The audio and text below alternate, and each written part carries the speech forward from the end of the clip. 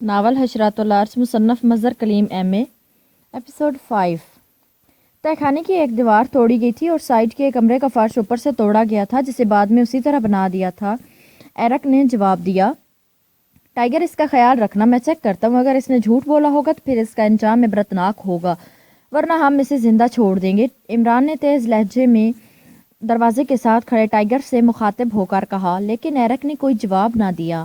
اس کی آنکھیں اب بند ہو چکی تھی۔ عمران تیزی سے مڑا اور پھر دوڑتا ہوا گارڈ روم سے نکلا اور عمارت کی طرف بڑھ گیا۔ وہ سمجھ گیا تھا کہ یہاں خفیہ لیبارٹری میں صرف سائنسدان ہی کام کرتے ہیں۔ بیرونی حفاظت کے لیے صرف ایک آدمی انہوں نے رکھ دیا تھا۔ شاید انہیں تصور تک نہ تھا کہ اس جگہ کو کسی طرح بھی ٹریس کیا جا سکتا ہے، اس لیے وہ مطمئن تھے۔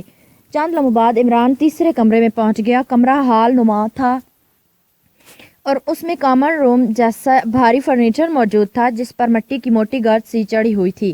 چوتھے ستون کے دائیں طرف ایک پتھر چھوڑ کر ایک لمبی سی میز رکھی ہوئی تھی۔ عمران نے 3 بار اس پتھر پر زور سے پیر مارا تو سرر کی تیز آواز کے ساتھ ہی سامنے والی دیوار کے قریب فرش کا خالی حصہ غائب ہو گیا اور اب سیڑھیاں نیچے جاتی دکھائی دے رہی تھی۔ عمران آہستہ آہستہ سیڑھیاں اترتا چلا گیا۔ کافی گہرائی میں پہنچ کر سیڑھیوں کا اختتام ایک فولادی دروازے پر ہوا جس کے اوپر سرخ رنگ کا بلب جل رہا تھا اور دروازے پر تاریکی رنگ کی لہروں کا جال سا پھیلا ہوا تھا۔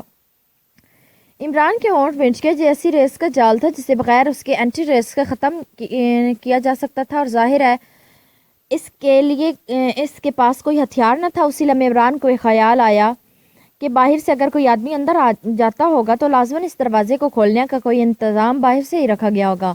عمران کی تیز نظریں دروازے کی سائڈوں کو چیک کرتی رہی اور پھر اسے سائڈ پر دروازے سے ذرا ہٹ کر ایک جگہ ذرا سی ابھری ہوئی دکھائی دی۔ عام نظروں سے دیکھنے سے اس کا پتہ نہ چل سکتا تھا، لیکن عمران کی تیز نظروں نے اسے چیک کر لیا تھا اور عمران نے ہاتھ بڑھا کر اس ابھری ہوئی جگہ کو دبا دیا۔ کیا بات ہے ایرک؟ اسی لمحے دروازے کے اوپر لگی ہوئی ایک باریک جالی سے انتہائی قرخت اور جھنجھلائی ہوئی آواز سنائی دی، ڈاکٹر دروازہ کھولیں۔ عمران نے فوراً ایرک کی آواز میں کہا، لہجہ ایسا تھا جیسے وہ سخت گھبرایا ہوا ہو۔ اس وقت مشن مکمل ہونے کے قریب ہے، ڈسٹرب مت کرو، 10 منٹ ٹھہر جاؤ پھر آنا۔ وہی آواز سنائی دی، پھر جیسے رابطہ ختم کر دیا جاتا اس طرح جالی سے نکلنے والی ہلکی سی زوں زوں کی آواز بند ہو گئی اور عمران کا ذہن بھگت سے اڑ گیا۔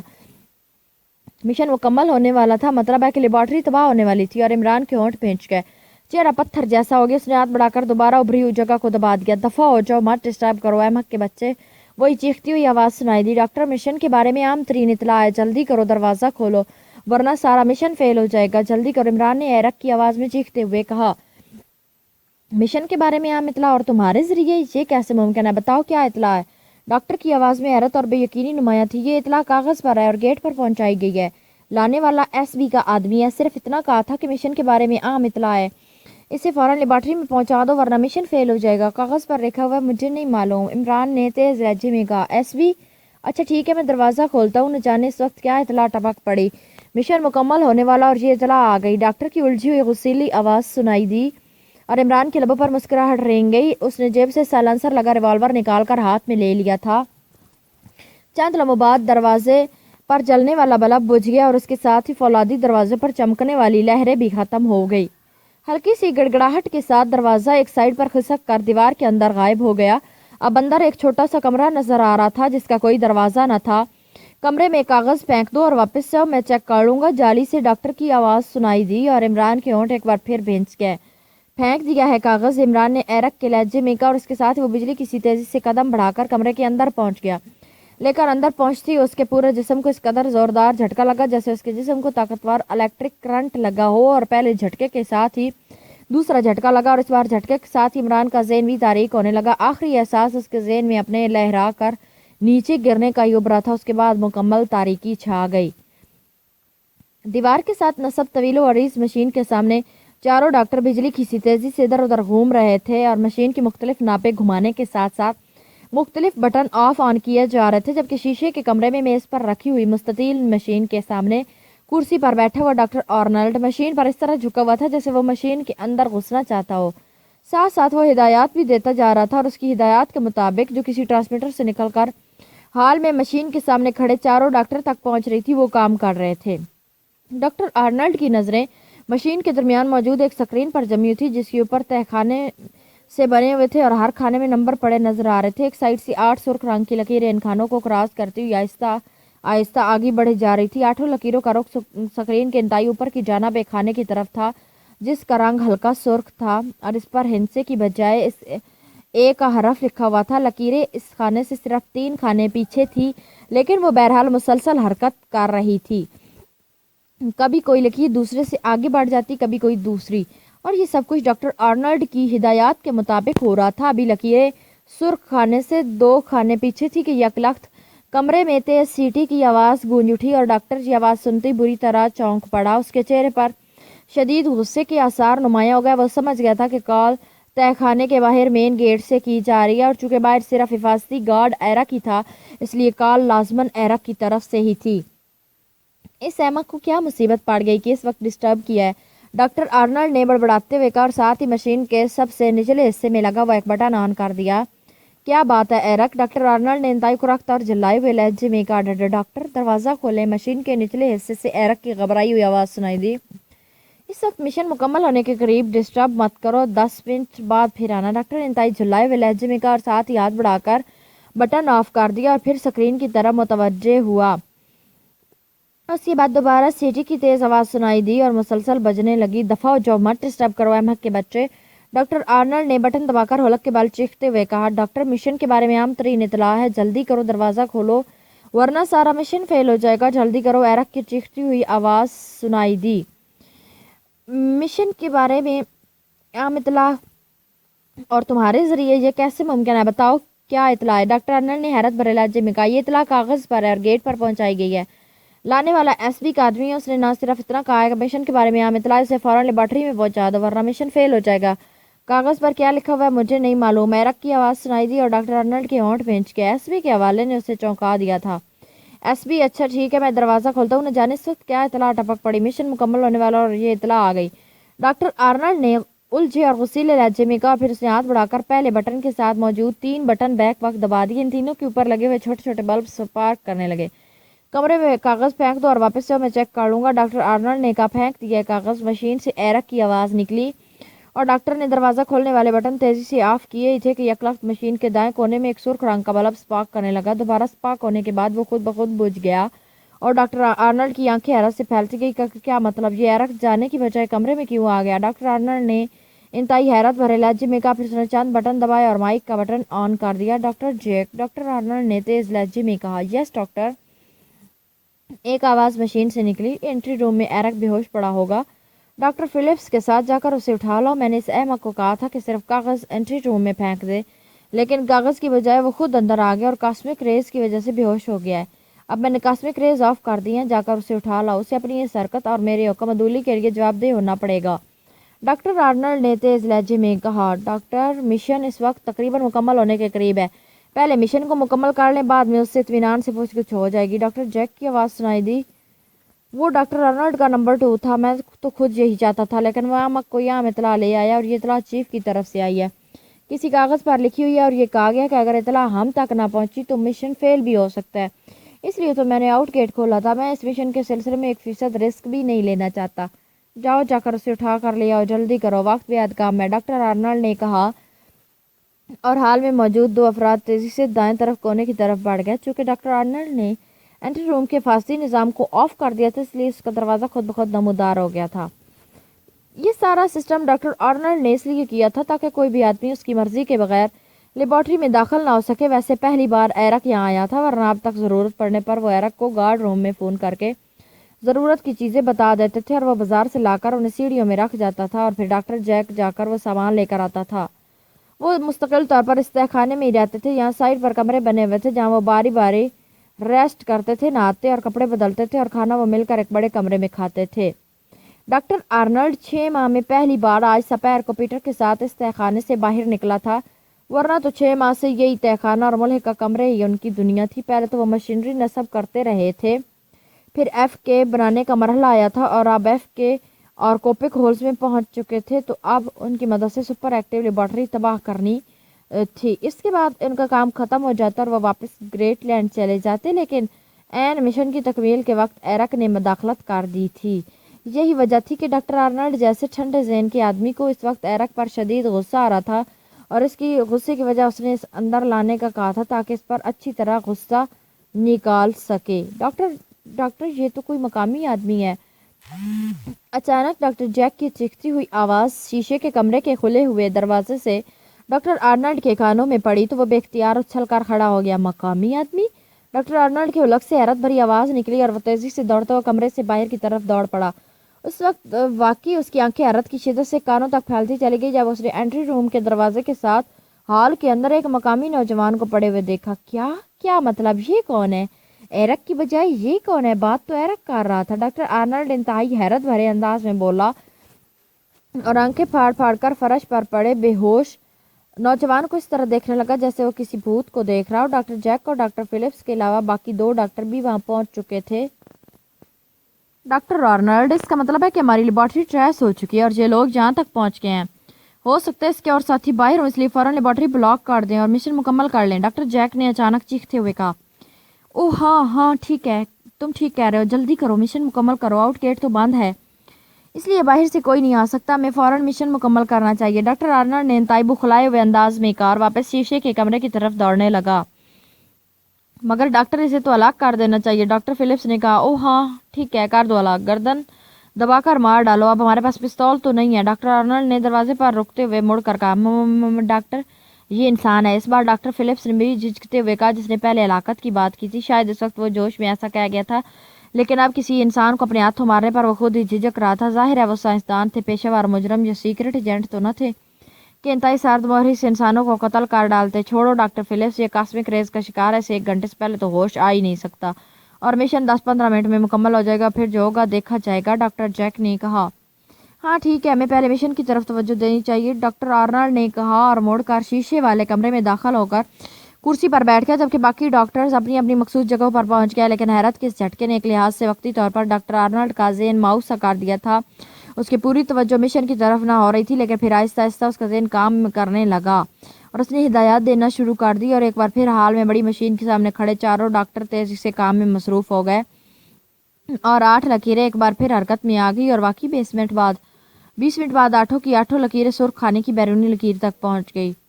ہرا، FKR سونک طے کے سوراخ تک پہنچ گئے ہیں، ڈاکٹر آرنلڈ نے انتہائی جوشیلے انداز میں کہا۔ کامیابی مبارک ڈاکٹر آرنلڈ، ڈاکٹر جیک کی آواز سنائی دی۔ شکریہ ڈاکٹرز، آپ سب کے مکمل تعاون سے یہ سب کچھ ممکن ہو سکا ہے۔ اب پاکیشائی سپر ایکٹیو لیبارٹری میرے قبضے میں ہے اور ابھی چند لمحے بعد یہ ہمیشہ ہمیشہ کے لیے تباہ ہو جائے گی، ڈاکٹر آرنلڈ نے انتہائی مسرت سے کپکپاتے ہوئے لہجے میں کہا اور اس نے کرسی کو ذرا سا مشین کے انتہائی دائیں طرف کو کھسکایا اور پھر اس کے ہاتھ مشین کے اس انتہائی کونے کے حصے پر موجود مختلف بٹنوں کی طرف بڑھ گئے۔ یہ چھوٹا سا حصہ غیر سرخ رنگ کا تھا اور یہ ایف کے فائنل آپریشن کو کنٹرول کرنے والا حصہ تھا۔ رک جاؤ ڈاکٹر، ورنہ مشن فیل ہو جائے گا۔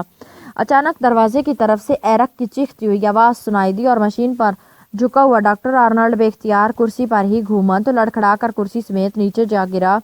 اسی لمحے اس کے کانوں میں ٹھک ٹھک کی آوازوں کے ساتھ ہی 4 انسانی گرب میں ڈوبی ہوئی آوازیں پڑی اور وہ بے اختیار بکھلا کر اٹھا تو اسے سامنے دروازے کے قریب وہی مقامی نوجوان کھڑا نظر آ گیا۔ اس کے ہاتھ میں سلنسر لگا ریوالور موجود تھا۔ بس ہاتھ اٹھا دو ڈاکٹر آرنلڈ، ورنہ اپنے چاروں ساتھیوں کی طرح تم بھی پلک جھپکنے میں موت کے گھاٹ اتر جاؤ گے، مقامی نوجوان نے غراتے ہوئے کہا، لیکن وہ کھڑا دروازے کے باہر ہی رہا تھا۔ تم کون؟ تم مجھے مشن مکمل کرنے سے نہیں روک سکتے، یک لخت ڈاکٹر آرنلڈ نے چیختے ہوئے کہا اور اس کے ساتھ ہی وہ بجلی کی سی تیزی سے دوبارہ مشین کی طرف گھوما ہی تھا کہ اس کی کھوپڑی کے پچھلے حصے پر زوردار ضرب لگی اور وہ بے اختیار چیختا ہوا مشین کے اوپر سینے کے بال گر گیا، پھر جھٹکا کھا کر الٹ کر واپس زمین پر گری ہوئی کرسی کے اوپر پشت کے بال جا گرا۔ دوسرے لمحے کسی نے اسے انتہائی بے دردی سے دروازے کی طرف گھسیٹ لیا۔ ڈاکٹر آرنلڈ نے یک لخت اچھل کر اٹھنے کی کوشش کی لیکن دوسرے لمحے اس کا جسم یک لخت کسی لٹو کی طرح گھوما اور اس کے ساتھ ہی ڈاکٹر آرنلڈ کو یوں محسوس ہوا جیسے اس کے جسم میں درد کا خوفناک الاؤ جل رہا اور اس کے ساتھ ہی اس کا ذہن تاریک ہو گیا۔ پھر درد کی ایک تیز لہر جسم میں سے اٹھتی اس کے ذہن سے ٹکرائی اور اس کا سویا ہوا ذہن یک لخت جاگ اٹھا۔ آنکھیں کھلتے ہی ڈاکٹر آرنلڈ نے بے اختیار اٹھنے کی کوشش کی لیکن دوسرے لمحے اس کے حلق سے خود بخود ایک چیخ نکل گئی۔ اس کے جسم نے معمولی سی حرکت کی ہی تھی کہ اسے یوں محسوس ہوا جیسے اس کا پورا جسم درد کی شدت سے دھماکے سے کسی آتش فشاں کی طرح پھٹ جائے گا۔ ڈاکٹر آرنلڈ نے لاشعوری طور پر تیز تیز سانس لینے شروع کر دی۔ اس طرح درد کی شدت قدرے کم ہوتی ہوئی محسوس ہوئی، اب اسے نظر بھی آنے لگ گیا تھا، حالانکہ اس سے پہلے درد کی شدت سے اس کی آنکھوں کے سامنے سیاہ دھبے سے مسلسل ناچتے رہے تھے۔ اس نے دیکھا کہ وہ شیشے کے कमरे के अंदर अपनी कुर्सी पर नायलॉन की रस्सी से बंधा हुआ बैठा था। मुंह पर टेप लगी हुई थी और इसका रुख मेज़ पर मौजूद कंट्रोलिंग मशीन की तरफ ही था, लेकिन उसकी कुर्सी मशीन से काफ़ी हटकर तकरीबन दरवाजे के साथ रखी हुई थी, इसलिए इस दरवाजे से हाल को भी बखूबी देख सकता था। हाल में नसब तवील और इस मशीनरी से ज़राट कर उसके साथ ही चारों डॉक्टर लाशों की सूरत में पड़े हुए थे और हाल की मशीन के सामने एक नौजवान इंतहाई हैरत अंगेज फुर्ती और मुस्तैदी से पूरे मिशन के सामने मुसलसल दौड़ दौड़ कर अब मशीन को ऑपरेट कर रहा था। वो इस कदर तेज़ी से काम कर रहा था कि इस कदर तेज़ी से उसके साथी चारों डॉक्टर भी बैक वक्त काम ना कर सके थे और वो नौजवान अकेला चारों डॉक्टर्स का काम निपटा रहा था, जबकि शीशे के कमरे में मौजूद कंट्रोलिंग मशीन के सामने एक और मकामी नौजवान उसकी तरफ पुश्त किए खड़ा था। वो बिल्कुल डॉक्टर आर्नल्ड की तरह मशीन पर झुका हुआ ना सिर्फ मुसलसल मशीन को ऑपरेट करता जा रहा था, बल्कि साथ साथ माइक पर वो हाल में मौजूद नौजवान को मुसलसल हिदायत भी देता जा रहा था। डॉक्टर आर्नल्ड मुंह पर लगी हुई टेप की वजह से बोलने से कासर थे, इसलिए वो सिर्फ देख सकते थे। कंट्रोलिंग मशीन की स्क्रीन जिस पर खाने बने हुए थे वो मशीन की चूंकि जरा सी साइड पर था, इसलिए मशीन के सामने मौजूद नौजवान के बावजूद इसे साफ दिखाई दे रहा था और मशीन पर वो आठों लकीरें जो सुर्ख खाने तक पहुंच चुकी थी तेज़ी से वापस अपने मरकज़ की तरफ सिमटती जा रही थी और आधे से ज़्यादा फासला वो वापस तय कर चुकी थी। कंट्रोलिंग मशीन पर झुका हुआ नौजवान कोई बड़ा साइंसदान लग रहा था, जो इंतहाई पेचीदा हिदायत इस कदरदानी से दे रहा था कि जैसे ये काम करते हुए ऐसे सदियां गुजर गई हों और हाल की मशीन पर काम करता हुआ नौजवान भी इंतहाई हैरत अंगेज अंदाज में हिदायत पर बिल्कुल दुरुस्त और सही अंदाज में काम करता नजर आ रहा था। डॉक्टर आर्नल्ड के दिमाग में हैरत की शिद्दत से धमाके से होने लगे, क्योंकि एफ.के. की ये मशीन इंतहाई खास और पेचीदा नौइयत की थी और इसे ईजाद भी डॉक्टर आर्नल्ड ने खुद किया था, इसलिए पूरी दुनिया में वो वाहिद साइंसदान था जो उसकी पेचीदगियों और कारकर्दगी को जानता था और उसे ऑपरेट कर सकता था। और उसने अपने चारों साथी साइंसदानों को मेन मशीन की इसकी हिदायत के मुताबिक ऑपरेट करने के लिए इंतहाई सख्त और तवील कोर्स करवाया था। इसके बाद वो चारों इस काबिल हो सके थे कि उसकी हिदायत के मुताबिक मेन मशीन को ऑपरेट कर सकें, लेकिन ये दोनों मकामी नौजवान इसे इस तरह ऑपरेट कर रहे थे जैसे डॉक्टर आर्नल्ड की बजाय ये मशीन उन्हीं की ईजाद हो। स्क्रीन पर नजर आने वाली लकीरों के सिमटने की रफ्तार इंतहाई तेज थी, यूँ लगता था जैसे मशीन को डबल स्पीड पर चलाया जा रहा हो। डॉक्टर आर्नल्ड इस बात पर सबसे ज़्यादा हैरान था, क्योंकि उसके ख्याल के मुताबिक ऐसा मुमकिन न था। अगर उस स्पीड पर काम हो सकता तो उसे इन लकीरों को सुर्ख खाने तक पहुंचाने में इतनी देर ना लगती। उनकी ये स्पीड नामुमकिन थी, लेकिन वो अपनी आंखों से उनके सिमटने की स्पीड देख रहा था, इसलिए उसका ज़हन हैरत की शिद्दत से फटने के करीब हो रहा था। फिर थोड़ी ही देर बाद आठों सुर्ख लकीरें मुकम्मल तौर पर सिमट कर अपने मरकज़ में गायब हो गई। डॉक्टर आर्नल्ड इसका मतलब समझता था कि एफ.के. कंप्यूटर्स और आर्कोपिक होल से निकल कर वापस सतह ज़मीन के ऊपर पहुंच चुके थे। उसी लम्हे कंट्रोलिंग मशीन पर झुका हुआ नौजवान एक तवील सांस लेता हुआ मुड़ा। उसका चेहरा मुसर्रत और कामयाबी से चमक रहा था। ये वही नौजवान था जो एंट्री रूम में दाखिल होकर कॉस्मिक रेज का शिकार हो गया था और जिसे डॉक्टर जैक और डॉक्टर फिलिप्स एंट्री रूम से उठाकर हाल में ले आए थे और जिसको हलाक करने की तजवीज़ डॉक्टर फिलिप्स ने दी थी, लेकिन उसे हलाक ना कर सकते। उसकी समझ में ना आ रहा था कि आखिर कॉस्मिक रेज का शिकार खुद ब खुद कैसे होश में आ गया। तुम्हारा नाम डॉक्टर आर्नल्ड है और तुम्हारा ताल्लुक ग्रेट लैंड से है और तुम पाकिस्तान की सुपर एक्टिव लेबॉर्ट्री को तबाह करने के लिए ग्रेट लैंड की एजेंसी एसबी से मिलकर साजिश की, और अगर मुझे चांद लम्हे मजीद देर हो जाती तो तुम सुपर एक्टिव लेबॉर्ट्री तबाह कर चुके होते। इस नौजवान ने इंतहाई सर्द लहजे में डॉक्टर आर्नल्ड की तरफ बढ़ते हुए कहा और इसके साथ ही उसने हाथ बढ़ाकर डॉक्टर आर्नल्ड के मुंह पर लगी हुई टेप एक झटके से उखाड़ फेंकी। तो तुम कौन हो और कॉस्मिक रेस का शिकार होने के बावजूद कैसे इतनी जल्दी होश में आ गए? डॉक्टर आर्नल्ड ने हकलाते हुए कहा, मुझे प्रिंस ऑफ डंप कहते हैं और ये कॉस्मिक रेस मुझे ज़्यादा देर तक बेहोश नहीं रख सकती, क्योंकि किंग और प्रिंस के ज़हनों को मखसूस अंदाज की तरबियत दी जाती है। और इस नौजवान ने कदर मुस्कुराते हुए कहा, ओह तो तुम हो प्रिंस ऑफ डंप जिसका जिक्र पीटर ने किया था कि तुमने डॉक्टर जॉन हेमले से मिलकर इस मिशन को ट्रेस कर लिया और काश पीटर तुम्हें तलाश करके हलाक करने का काम मिशन के बाद तक पेंडिंग न करता। काश। डॉक्टर आर्नल्ड ने होठ चबाते हुए कहा, डॉक्टर आर्नल्ड मुझे मालूम है कि तुम बैन अवी शोहरत के साइंसदान हो और ये मशीन भी यकीनन तुम्हारी ईजाद है। तुम जैसे मुमताज़ साइंसदान को हलाक करने का जी नहीं चाहता, इसलिए मैं तुम्हें एक मौका ज़िंदगी बचाने का दे सकता हूँ। प्रिंस ने उसी तरह संजीदा लहजे में कहा था, तो तुम मुझे मार डालोगे? नहीं प्लीज़ मुझे मत मारो, तुमने लेबॉर्ट्री बचा लिया, मेरे साथी डॉक्टरों को मार दिया, मुझे मत मारो, मैं वादा करता हूँ अब कभी पाकिशियत के खिलाफ काम न करूँगा, मुझे मत मारो। डॉक्टर आर्नल्ड ने इंतहाई खौफजदा से लहजे में कहा। अपनी मौत का सुनकर उसके ज़हन में वाकई खौफ अपनी पूरी शिद्दत से उभर आया था। मैंने कहा, एक मौका दे रहा हूँ और ये मौका सिर्फ इसी सूरत में तुम्हें मिल सकता है अगर तुम मुझे सही सही बता दो कि तुमने इस मशीन को ऑपरेट करने के लिए जो बैटरी इस्तेमाल किया उसमें एनर्जी के लिए कौन सा फ्यूल इस्तेमाल किया जाता है। प्रिंस ने कहा, फ्यूल एटॉमिक बैटरी है। डॉक्टर आर्नल्ड ने हकलाते हुए कहा, इसका मतलब है कि तुम तावन पर आमादा नहीं हो। ठीक है, मैं खुद ही मालूम कर लूँगा, तुम जाओ मुल्कदम। प्रिंस ने जेब से सलेंसर लगा रिवॉल्वर निकाल कर उसका रुख डॉक्टर आर्नल्ड की पेशानी की तरफ करते हुए सर्द लहजे में कहा, बताता हूँ, मगर ये तो पेचीदा साइंसी थ्योरी है, तुम साइंसदान हो।